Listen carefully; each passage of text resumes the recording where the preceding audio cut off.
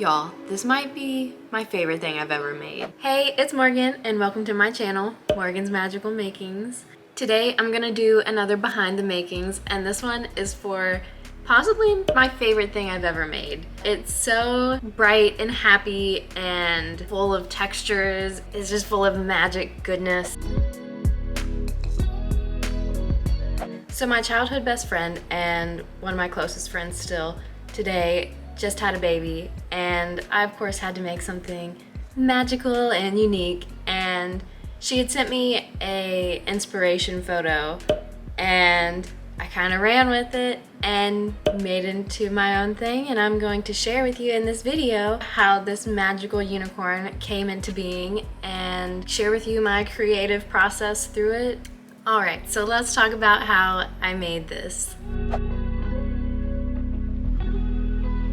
I will link down below the patterns that I used. I kind of Frankensteined it. I took a little bit from a few different patterns and created this, but I would link it all down below. So there are two main patterns that I used, one for the blanket and one for the unicorn. The blanket Lovey pattern had a different plush head to it, but I didn't want the plush head that was attached to it, but I really liked the number of points that it had because you can find different shapes of blankets. They all kind of vary a little bit, and so I found one that I liked the shape of the blanket for. And then I searched for unicorn plushed crochet animals. I just made the head and arms and the ears and the horn, but obviously I didn't make the rest of the body. The body is the blanket from the first pattern.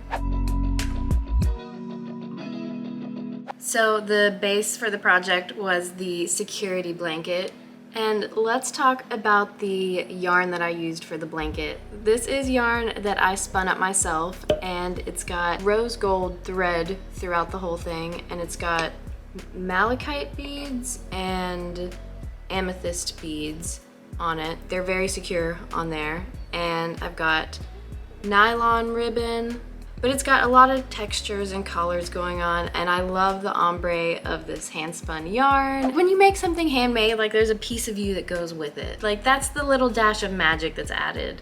It's just the little bit of you that goes into the creation. I did something for the stuffing of the head that is a bit unusual, maybe. Instead of just stuffing it with like polyfill, I have a lot of wool.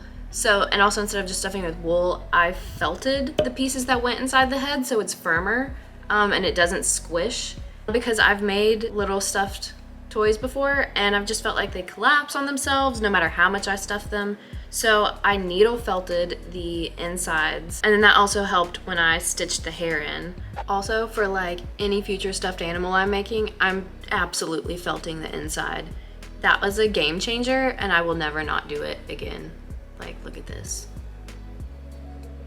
It's life-changing. But if you're making little stuffed animals and things, highly recommend needle felting it.